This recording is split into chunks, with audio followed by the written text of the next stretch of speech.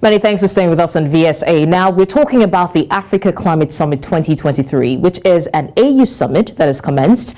And between the 4th and the 6th of September, the continent will gather in Nairobi, Kenya, at the KICC to redefine its distinctive position regarding how humanity should engage in effective action in order to save the planet from a climate catastrophe and at the same time lift hundreds of millions out of poverty. Now, these are the exact words of a chairperson, the Committee of the African Heads of State and Government on Climate Change, and the President of Kenya, Uhuru Kenyatta.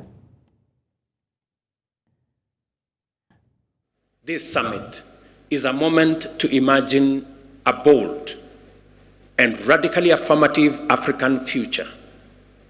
We are here to envision a continent that links markets and connects resources with demand, unlocking massive economies of scale, a continent that offers an economic backbone for a decarbonized world, a continent that thrives and shapes climate-proof future for all. Now, this has been an ongoing conversation for a long time now, and a lot of people have been concerned about the effect of climate change, especially on the African continent. Now, need I remind you that Africa is the least contributor to, climate change, and they suffer it the most. Well, joining us to discuss this in our gathering today are, first, we have Omowaye Pelumi, a climate change advocate. Thank you so much, Pelumi, for joining us on the Village Square Africa. Thank you very much for having me. It's a pleasure. Also, we have Richard Abubakar Umar, the founder of Youth Voyage. Thank you so much, Richard, for joining us on VSA. Richard, are you there? Yeah, thank you very much for having us. It's a pleasure to have you both, gentlemen. Thank you so much. Now, starting the conversation, I'd like for us to start with the basics. What exactly is the ACS, that's the Africa Climate Summit, seeking to do? Pelumi, I'll go first with you. What is the ACS seeking to do this year? We've heard so many summits. We've heard of the COP summits different years, and now the Africa Climate Summit. What exactly do they aim to achieve with these meetings? Okay, this particular meeting, we're looking forward to the provision of sustainable approaches to address the impact of climate change, especially in the case of the women in Iberia and also in Africa also, because at the moment we are trying to see how they can improve access to clean and sustainable energy resources such as solar panel, and also reduce the need for harmful fuels such as coal and firewood. We're also hoping that they invest, increase their investment in climate resilient agricultural practices such as drought resistance and drought resistant crops. And also, we're looking at them also investing in water conservation and management strategies, such as rainwater investment to improve access to clean water. So that's what I'm looking for, and we're hoping that the African Summit will also talk about. All right, Richard, now you are the founder of Youth Voyage. So I'm going to ask you, let's talk about private involvement or involvement in general, talking about the private sector, the youth and citizens. So you will speak for the private sector. How involved would you say the private sector is when it comes to tackling issues regarding climate change? Richard, are you there? Okay, then, while we wait for Richard to rejoin, I'm going to forward the question back to you, Pelumi. Talking about involvement generally, how involved would you say that citizens are, private sector, the youths, the government, people around the continent generally, when it comes to tackling climate change? Pelumi, that question is for you. Yes, ma'am. Thank you very much, ma'am. As a 2023, I've been seeing a lot of involvement. Like here in Africa, a lot of people are embracing the schools, and a lot of people are involved into the fight against climate change. Although we are hoping that we have policies that we implement, policies that we implement, not being said that we have policy for that. So we are hoping that all these policies which are being provided, are being stated, they are fully implemented. And also, we are looking for proper investment of funds into advocacy against climate change to create awareness into the grassroots and also empower people with these green skills so that they can also have the knowledge of what they are doing to the environment that is impacting the environment and also how their actions can help our environment and also what they should do and what they should not do. Thank you. All right, thank you, Pelumi. Just very quickly, let me confirm if we have Richard. Richard, are you there?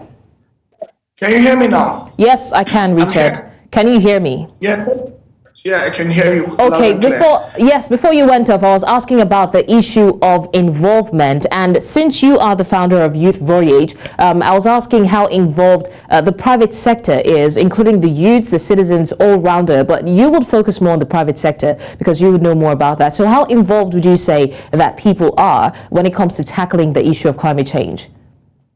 Yeah, thank you very much. Yeah, the private sector have a lot of innovations around climate solutions as it affects climate change, and these issues these solutions are innovations on the continent. Like, for example, you will agree with me that in Maiduguri we have a young man that have just created solar cars that has an alternative source of energy for cars, and these are new innovations on the continent that are startups that are already here. They are new inventions. And we have young people that are coming up with different kind of solutions for climate action, like creation, the briquettes and other, even foreign investors are coming in with new innovations for Africa. So I would say private sector is on ground, and even we have a lot of energy companies that are providing alternative sources of energy. Like if you go to Niger State, you have a solar in Nigeria, Niger State in Nigeria, that has given like 500 communities solar renewable energy. They are off-grid and they have energy at home. So these are solutions that are already on ground. But what we intend to see from the African Climate Summit is to see a lot more of access to climate financing for innovation, for climate action, for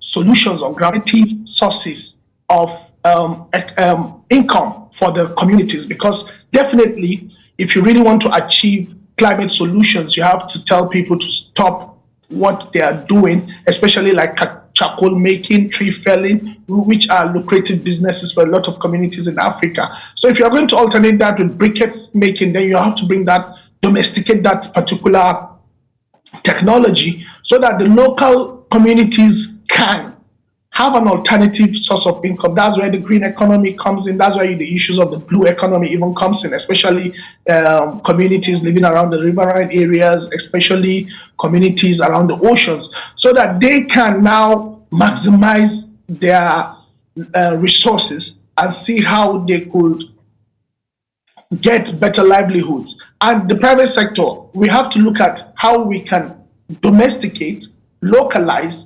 technologies for our communities in Africa. And that's why from the speech of the Executive Director of the Pan-African Climate Justice, that's Dr. Mitika, he was saying that the $16 billion that is within Africa flowing as labeled as climate finance is not enough.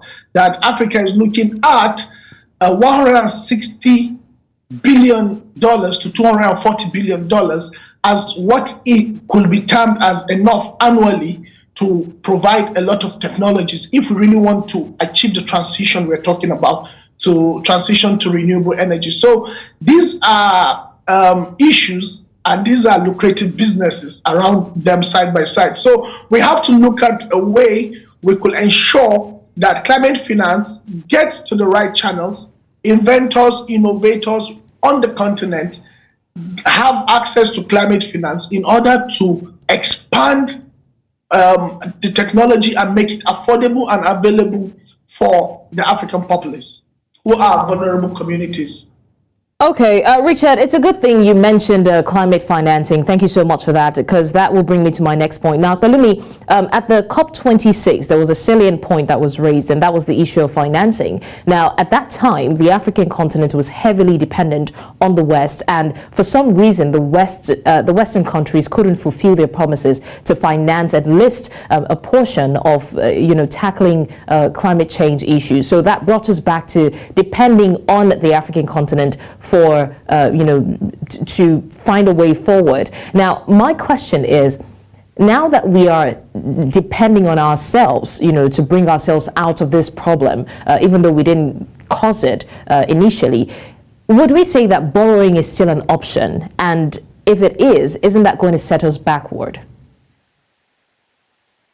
Well, I wouldn't see borrowing as an option because it definitely would start us backward. So it helps, but it will definitely start us backward. Now, I feel we have the resources and we have the ideas that we need in Africa here to generate the resources that we need. Let's say, for example, we have waste, and there's a lot of initiatives that are coming up on how we can recycle waste, how we can turn our waste to wealth. People are getting aware of what the benefits of each of all these things that they have in there. So instead of disposing them away, they have different funds in community as a focus to went up in the community to do an outreach to talk to the community that this is what we do. Spoke to them about the concept of waste management. I also spoke to them about waste recycling, how they can use their waste to earn money. As at some months back, I read somewhere in school. Usually tell you bring your waste and you get a lot of things to use your waste, the amount of waste you bring, it will be subtracted from the amount of school fees you're supposed to pay for your time. So seeing stuff like that, you can find people with that knowledge that instead of disposing my waste, I can bring this up here to also get resources. So that is also generating money. Now the organizations that take this waste, recycle them, use them in a way that instead of it just being abandoned in sight that in one side, they are being used to generate money, and this money people can use them to help themselves. And aside that, also building up initiatives like the forest preservation. We're also building up a concurrently initiative like the toilet that we did as an activity in school. And instead of we use plastic, about 6,000 plastic to erect toilets for students in the community, instead of them desecrating the environment. So these are stuff that are helpful. So I feel here in Africa, we have the resources, we have the good talent. The only thing that we are trusting God for is that our places that see us through each of our initiatives. Let's say, like in Nigeria, we have this for our country that are really nice. Now, one major part of our funding in Nigeria for the youth is very go to the NYS, the youth orientation, course. So now, this funding it's something that helps that helps the youth. But we're looking for that situation whereby youth get funding for their people that they are doing. Right. Right. Okay. Apologies, Pelumi. We're having, we're having difficulties hearing you. Hopefully, the audio issue is fixed. But in the meantime, Pelumi mentioned something, Richard, and he was talking about, resources, and that brings me to what you said earlier about green growth. Now, the theme for this year's summit is green growth and climate financing. Africa literally has the capacity to power the whole world with green energy. So what are the hopes, what are the things that we hope to achieve from the ACS regarding green growth and financing of our resources? Yeah, when you talk about the green growth, actually Africa has everything it takes to provide alternative source of energy. Like for example, you see in Nigeria we have hydropower, we have the gas thermal source of energy, and we have the renewable energy. And these are energies that are already in use in Africa. And so, in order to expand the growth within these sectors or within the entire green economy, Africa needs to see how it can trickle down these innovations into local communities. How do we domesticate them? How do we unbundle it so that it can get to every nook and cranny? Then how do we get the people to accept it? So these, and take ownership, because these are two different areas that we have to bring together into marriage, because having the technology is one, accepting the technology is another thing, then expanding the internally generated revenue from all these areas in order to make it lucrative in all these communities, another thing. So this, the level of acceptance, the level of awareness has to trickle down, because as we are at the moment, local communities are yet to get the desired information about green economy, green energy, or even climate change. So in order to do this, we have to look at the areas of bringing all stakeholders on board. We have to bring policymakers. We have to bring it down to subnational and even to local communities, because there's a gap in terms of aggressive advocacy with the way these challenges and crises are emanating. So, and there's a market again that we can generate, because Africa, we are a very big continent with a very large population, and we are a market on our own. And with this technology, if we can domesticate it and share it amongst the African continent, we can create our own strength in terms of localizing our own technology and maximizing the profit in terms of market. Because if we now have inventors like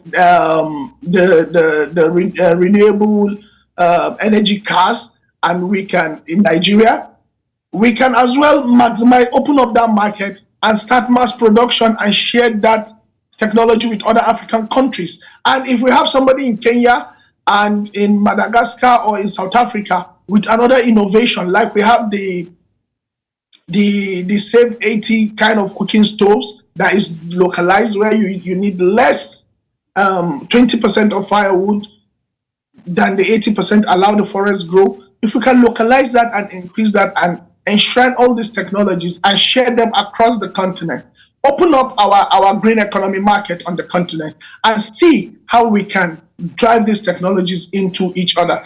Because Africa, we have a similar culture, we have similar cooking patterns. So if we can be having alternative source of energy for cooking, alternative source of energy for our heating, warming our houses, we have some alternative source of energy for our automobile and the rest, at its domicile on the continent, then definitely we should just maximize on how to share raw materials across board, or even though it means importing raw materials. And again, it's quite important to attract direct foreign investment into Africa at the moment, because I've been an advocate of this, so that we can have that as an exchange for our NDCs. Like Nigeria as a nation has its own national determined contribution to the as part of its commitment to the Paris Agreement. That we can as well have that as an exchange in terms of direct foreign investment. If you're going to come into Africa, you want carbon credits, you want carbon cuts, you want all this. We in Africa are ready to do business. We're open to do business. Okay, come. We can provide carbon sinks. We can expand, open up our continent for doing green businesses, so that it can attract foreign exchange, and we can as well build our own economy on the ground. Because these are all green growth, and these are all the packages that comes with it. So we have to be ready. Our negotiators, our group of League of African negotiators, have to be very deliberate in terms of positioning Africa and making a huge statement of where Africa stands in terms of readiness, in terms of enabling environment for doing green businesses. Because the skill set is already young people are already showing themselves with readiness in terms of skill sets. All these innovations I've been mentioning a lot of them are coming from young people. And we on ground as advocates, as private sector, as young people,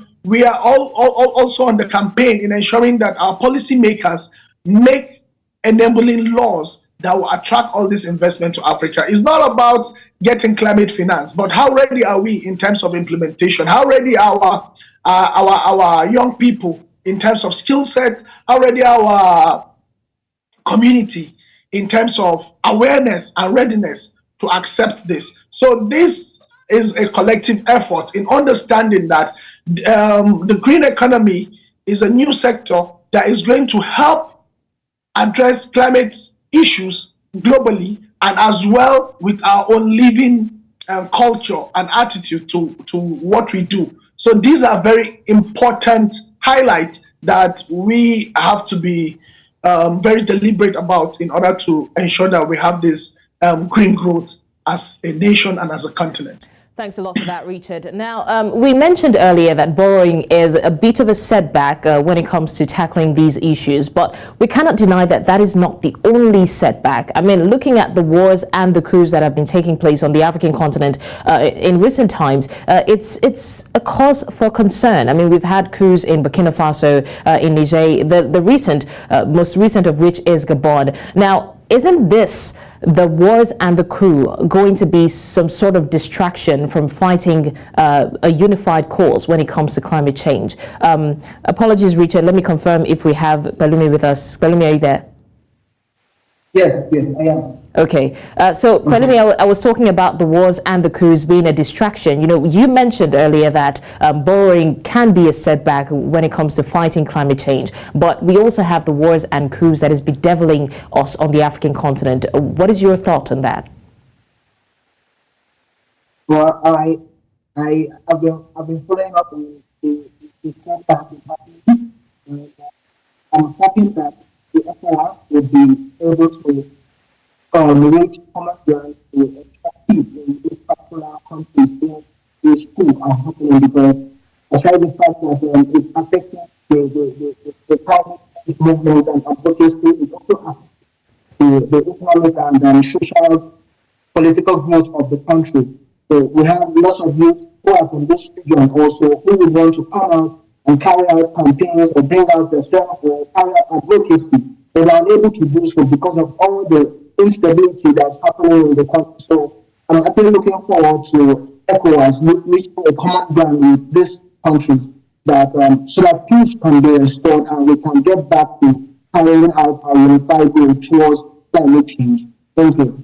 Okay. Now, Richard, we've emphasized over and over again that this is not the first time these conversations are held. We've had the Coups summits for years now, and now we're having the Africa Climate Summit. And this is also the Africa Climate Week. That is two events happening concurrently. One is a UN event, one is an AU event. Now, to what end is all of this? What are we expecting different? Because we've been saying the same thing over and over again. We've been preferring the same solutions over and over again. So what's new? What are we saying or doing differently to effect change this time around? What we're expected to be new, especially when it comes around loss and damage. You know, at the last COP in Sharm el-Sheikh, where we had a lot of arguments until loss and damage was finally cut. So now Africa is now expecting so much from the African Climate Week, from the AU part and the UNFCCC part, because we need to see it on ground. We have to walk the talk. It's high time we start putting all the agreements into action. Because if you don't talk climate financing, then how do we start addressing these issues? We just had a media coalition launched in Abuja the other day, and we came with the climate clock reminding the world we have 5 years and some months, less than a month now, to achieve to achieve 1.5 degrees Celsius. So how do we get the world to start taking action in order to address all these challenges? We have to ensure that climate finance comes down to address the issues of loss and damage, in order to address the issues of adaptation, in order to address the issues of climate justice, because there are a lot of communities today that are suffering from what they don't even know about. They don't even have the idea of what climate change is. We are trying our possible best to ensure that they get all this awareness, digital advocacy, and it's still not getting down there in their native languages to really understand all this. So Africa needs to be deliberate in terms of its League of Negotiable Justice and loss and damage in terms of the outcomes from this meeting. All right, Richard, thank you so much. Let me take this opportunity to say a big thank you, gentlemen. Omowaye Pelumi, climate change advocate, and of course, Richard Abubakar Umar, the founder of Youth Voyage. Thank you for your contributions on this particular discourse, and we're hoping to see that there is a change, indeed, in the conversations surrounding climate change, and of course, there is a positive effect from these meetings. Thank you again, once again, gentlemen. Thank you very much. Thank you very much for having us. Now, from the effect of climate change to the effect of war and violence against women, unfortunately, some resulting in the loss of lives. These are the issues that should be at the front burner of every conversation on and in the African continent until these issues are addressed. Well, it's quite sad what's happening in Mekelle and even the regions that have not been spotlighted just yet, just like our earlier guest said. But it's our hope that the government weighs in on this situation.